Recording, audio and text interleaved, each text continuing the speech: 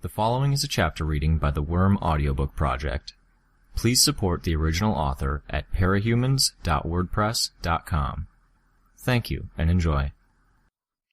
Arc 4, Chapter 9. "Did you get shot?" I asked Regent as the four of us dashed down the alleyway. No answer, so I tried again, more specific. "Regent, listen to me. Did you get shot?" He shook his head in a tight motion as he clutched his hand against his shoulder. "Not shot. Used my power too much, too fast, and it backfired. Left arm's cramping up, spasms. I can't move it. Don't worry about it." "Backfired?" I asked. "Don't worry about it." His snarled response was all the more startling because it came from our normally placid and too laid back Alec. As if to compensate for the lashing out, he muttered an apology. "Fuck, sorry. This hurts, but I'll deal. You guys focus on getting us out of this mess." "Tattletale." I was still holding her hand, so I squeezed it to ensure I had her attention. "This would be a fantastic time to do your thing." "Especially since you dropped the ball as far as letting us walk into that fucked up situation," Gru growled. "Okay," Tattletale huffed with both the exertion of our run and her irritation, letting go of my hand to push her hair back from her face and put it behind her ears. "The big one. She's lying." "About?" I asked. "She's not the new leader of the ABB. "What? Who is?" Gru asked. "Your guess is as good as mine. She doesn't see herself as the one in charge, as much as she enjoys the role. She's pretending." The ground rumbled, and we looked behind us to see debris spraying out of the darkness Gru had used to cover our retreat. It was only because we were watching the debris that we saw the rocket blast out of the darkness. We ducked needlessly as the missile arced 3 feet over our heads and continued down the alley, directly to the spot where a hologram bomb sat.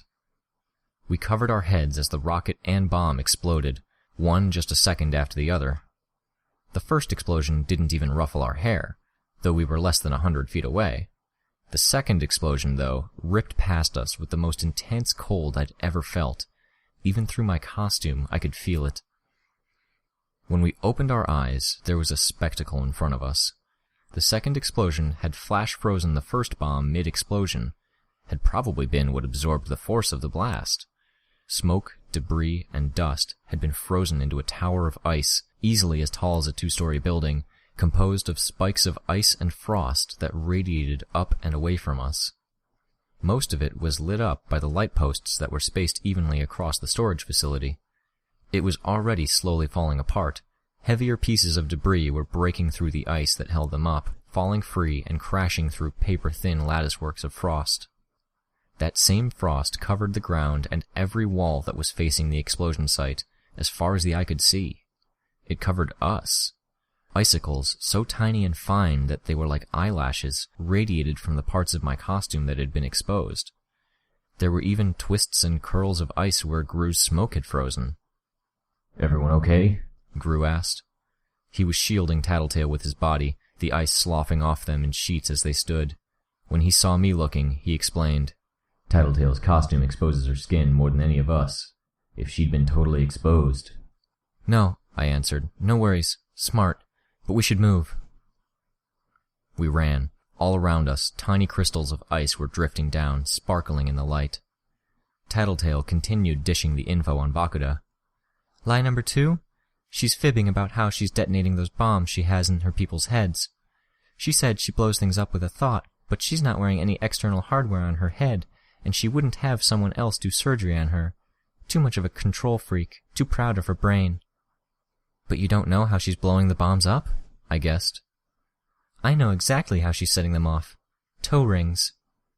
"Toe rings?" Gru said, disbelief clear in his tone, even with his warped voice. "She's got a ring around her big toe and the toe next to it. When she crosses one toe over the other, contacts on the outside of the ring meet and it sends a signal. She chooses the target with a system built into her goggles. It doesn't look like she's doing anything, which is probably the effect she's going for. Appearances." "Good to know," Gru said. "But that doesn't help us right now. What are her weaknesses?" There was the crash of an explosion behind us. The area briefly lit up, but it hadn't hit close enough to be worth worrying about. "Narcissistic personality disorder. Megalomania. She spent her whole life being smarter than everyone around her, even before she had powers. Constantly praised, coddled, but she rarely, if ever, heard a criticism.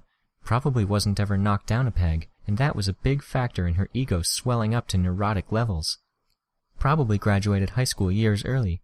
My bet is her trigger event was related to this. Passed over for a job or someone really bitched her out, and she didn't know how to deal. I had something to add.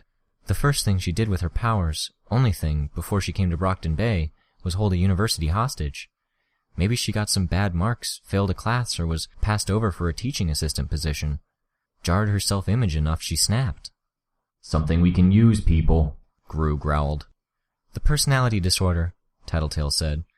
Even a small victory on our end is going to get a big reaction from her. Ego-wise, she's got a glass jaw. Hard to say if a win for us would mean she goes manic and blows everything up, or if she'd just crumple, but I guarantee she wouldn't handle it well. Gru nodded, started to speak, but stumbled. I did my best to stop him from falling over, but he probably weighed half again as much as I did. He got his balance, growled, and then spoke. How do we win? Or how do we avoid losing? What's she got going on that we don't know about? The goggles. She's seeing heat signatures. It's how she keeps finding us. That ice is a blessing in disguise, since it's probably hiding us some. She must have a reason for using it. Her guns are keyed to her fingerprints, so you couldn't pick up her grenade launcher and use it against her. What else? That's all that's coming to mind right now. If you're going to come up with a plan, best do it fast. I think she's after us on the Jeep. Then we're splitting up, Gru grunted. I fucked up my ankle by kicking in that door when the black hole hit. I fucked it up worse by running so much afterward. I'm going to see what I can do, stay in here. What the fuck? I breathed. No. I'll buy you time. You guys go, now. No way, I said, but he was stopping, turning around. I tried to stop too, but Tattletale took hold of my hand and dragged me after her. I shouted, Gru, don't be stupid! He didn't respond, turning to fire blasts of darkness at the lights nearest him, darkening the entire alley. Slowly, he walked in the opposite direction the rest of us were going, favoring one leg. With a whistle and a resounding crack, another rocket slammed into the tower of ice.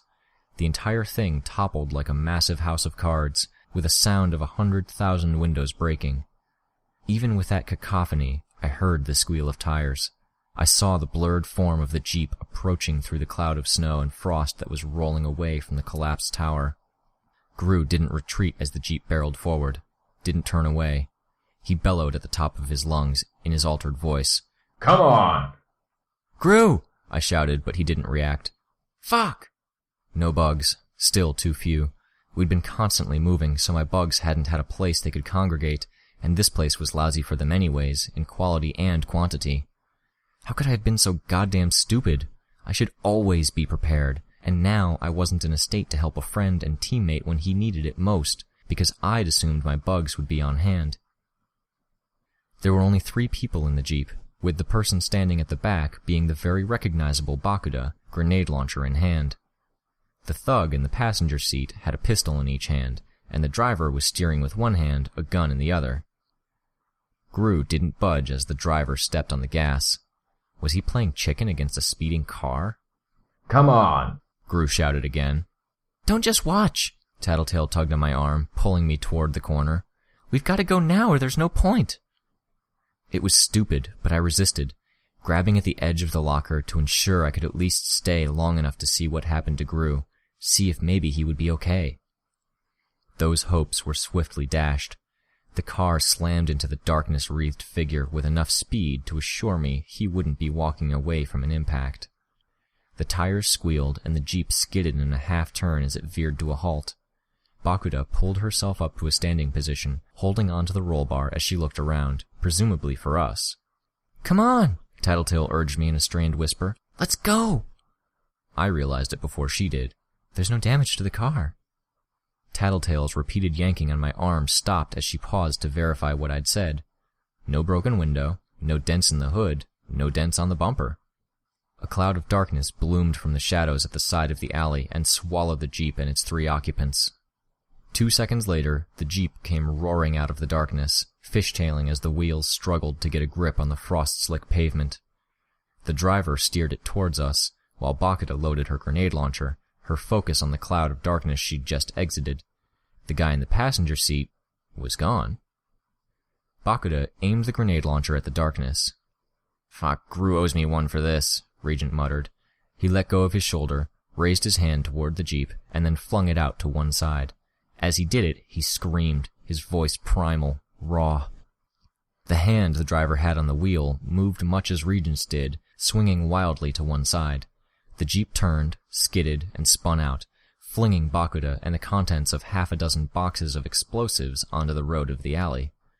It collided with a locker, halfway smashing through a door in the process, and spiraled to a halt with a single airbag deployed, the driver limp behind it. Almost at the same moment the jeep stopped, Regent started to collapse to the ground, unconscious. I grabbed him to stop him and eased him down so he didn't hit his head. I looked at Tattletale. "Backfire?" "No, but close," Tattletale said. "After a backfire, he's got to rest his powers. It's like throwing a punch with a broken hand. He'll be sore and probably powerless for a little while, but he'll recover." "Good," I said, staring out at the scene.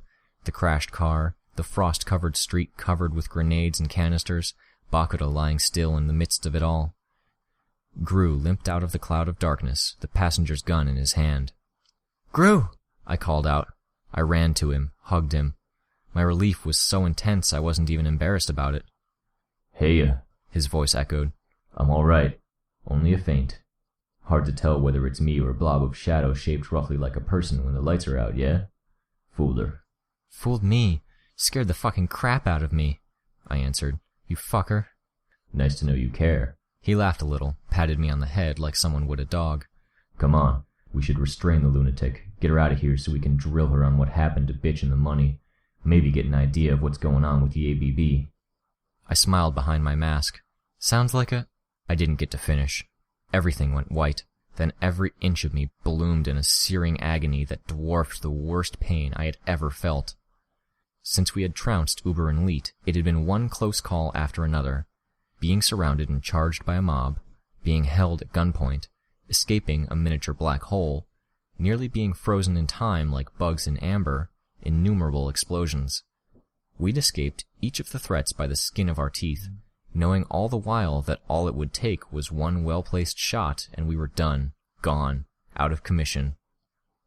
All it had taken was one good shot.